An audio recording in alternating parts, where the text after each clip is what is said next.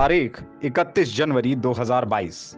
UP के बाराबंकी में सुबह हल्के कोहरे की चादर के बीच ठंड भी अपनी दस्तक दे रही थी। इसी ठंड की चादर ओढ़े लोगों को एक ऐसी खबर मिली जिससे सभी स्तब्ध हो गए। लोगों को पहले तो यकीन नहीं हुआ कि यह खबर सही है। खबर नवीसों के फोन अचानक बजने लगे। लोग एक दूसरे से संपर्क साध रहे थे। वह खबर थी एक राजनीतिज्ञ के निधन की। एक ऐसा राजनीतिज्ञ जिसने अपने जीवन का जब पहला विधानसभा चुनाव लड़ा तो निर्दलीय होकर भी जीत गया, जिसके व्यवहार को आज भी लोग उसके जाने के बाद भी याद कर रहे हैं। वह थे बाराबंकी की दरियाबाद विधानसभा के पूर्व विधायक राजा राजीव कुमार सिंह।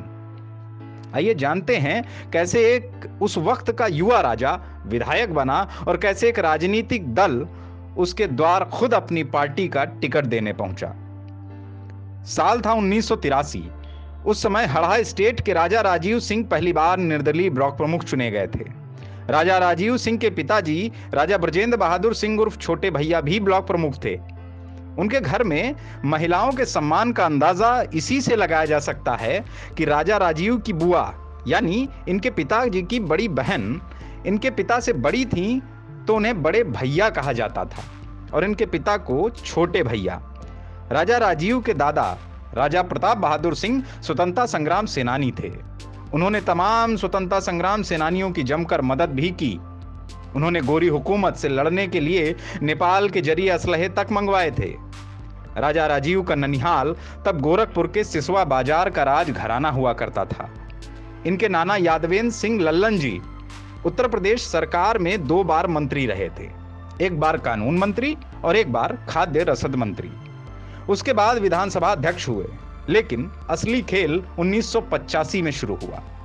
दरअसल सन 1985 में राजा राजीव सिंह ने विधानसभा चुनाव के लिए कांग्रेस से टिकट मांगा, लेकिन जब कांग्रेस के उम्मीदवारों की सूची आई तो इनका नाम नदारद था। लखनऊ से मिली निराशा को जब राजा राजीव लखनऊ से निकले तो उनके साथ एक और शख्स था, नाम था भगत सिंह। लखनऊ अयोध्या हाईवे पर उस वक्त सफदरगंज चौराहे के पास एक ढाबा हुआ करता था, जहां आज पेट्रोल पंप है।